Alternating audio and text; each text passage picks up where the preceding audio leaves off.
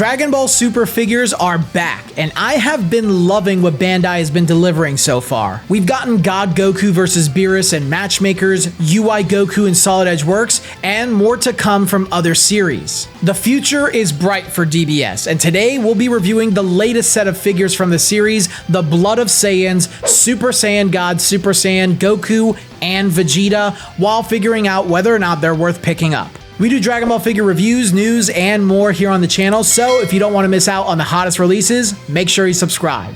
The Blood of Saiyan series of figures is from Bandai's banpresto division, which is comprised of mostly statues won via crane game machines in Japan and sold at regular retail in other regions like America. The Blood of Saiyan series has been going steadily with regular releases since 2017. The series focuses on Saiyan characters depicted with a metallic hair finish to emulate a premium shine reminiscent of Super Saiyans from the anime. Goku and Vegeta released earlier this year in Japan, with Goku released on July 8th, 2025, and Vegeta on August 19th, 2025. Both are based on their appearances after revealing their newest transformations from the Resurrection F movie, Super Saiyan God Super Saiyan, aka Super Saiyan Blue. Out of the box, I find both of these to be really nice for smaller crane figures. Let's start with Goku. I love how his hair is sculpted. It looks very accurate to his iconic scene from the movie, with a little bit of texturing throughout. Goku's face is pretty well done too. He looks pretty close to the anime, but I will say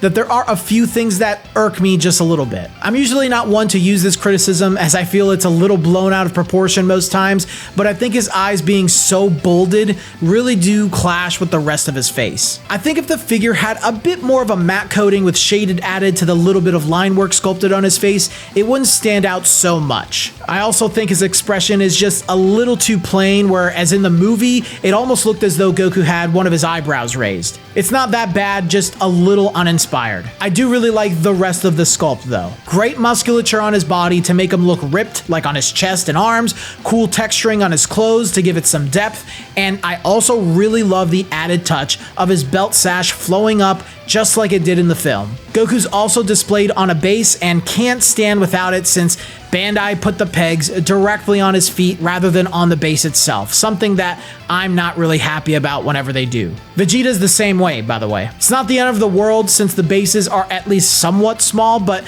I of course would have preferred if they gave these figures a traditional support like they did with Broly in Blood of Saiyans and UI Goku from this series. Goku's colors are very bright and accurate. Even though he has more of that plastic look that most modern crane figures have, it's still really well done and clean. There's no shading, but I don't think that's a deal breaker here. I also do think the metallic hair looks pretty cool here and is really well applied. Moving on to Vegeta, I think he's every bit as good as Goku, if not better in some areas. His face is definitely the better one of the two. He looks a bit closer to his anime counterpart, and I think the bolded eyes fits him a lot better than it does Goku, plus it's not as overdramatic here. His sculpt is a bit more minimalist than Goku since he doesn't have a flowing sash or anything, but it's still great. I love the details of his boots and armor, having the little subtle line work done all throughout it. It's those little details that make me realize that there was a lot of thought and love put into making these. Vegeta's hair is done just as well as Goku's, with good texturing as well. I think it's also really great to see Vegeta in a black/gray color for his jumpsuit portion of his armor, rather than the traditional blue that we always see. It's unique, and it contrasts pretty okay with his blue hair. Both figures are a pretty decent size for crane figures, with Goku at 8.5 inches and Vegeta at 8 inches. The Blood of Saiyan series has never really scaled well with each other. They're meant to be accenting pieces or fun to collect because of their unique metallic hair finishes. I think these two only really pair well with each other, but could be cool additions to a Resurrection F or Dragon Ball Super shelf if you don't mind their sizes. Being crane figures, these are both very affordable, and you can pick them up today with today's sponsor, Jump Ichiban. Jump Ichiban is an online retailer that sells Dragon Ball figures, CDs, DVDs, card games, and so much more. When buying on their website, you can find exclusive Dragon Ball figures straight out of Japan that get delivered extremely fast. And I'm not talking just Dragon Ball either. If you're into One Piece, My Hero Academia, or others, they sell all of them. And if there are items that you don't see listed on their website, you can reach out to their passionate team to help find specialized items just for you. The best part about Jump Ichiban is their loyalty program where you get cash back on every order. So if you want to utilize Jump Ichiban's service today, use my discount code MatchesPeaches10 to get 10% off of your first order that has 2 items or more, or you could use my other discount code MatchesPeaches5 to get 5% off of every single order that you make.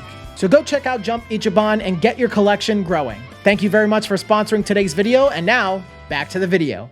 Blood of Saiyans is always a toss-up for me whenever they have new releases. Sometimes it's a banger release like Broly, and then other times it's a pretty baffling decision with the direction that they go in, like Super Saiyan Trunks.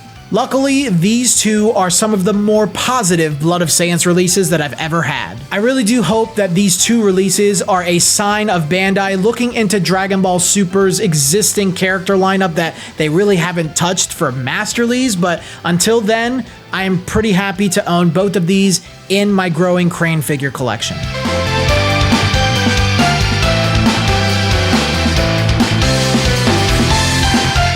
But those are my thoughts, guys. Please let me know your thoughts down in the comment section below. If you made it this far in the video and you enjoyed it, then please subscribe to the channel if you haven't already, and leave a like if you enjoyed the video. Please join our community of collectors and Dragon Ball enthusiasts that are just like you via the link in my description below to jump into our Discord membership. It is a free membership. You don't have to pay. You can just jump on in, join the community, start talking Dragon Ball. If you do want to go even further beyond and supporting the channel, consider becoming a YouTube member. That way you'll get to see reviews and other videos like this early, and you'll get other perks down the line in the future. Might surprise you guys. See, boom, boom, boom, some free stuff. I don't know. Either way, I really appreciate you guys for watching this far, but I think that's all I got for you guys today. So, till the next video, I'll see you all later.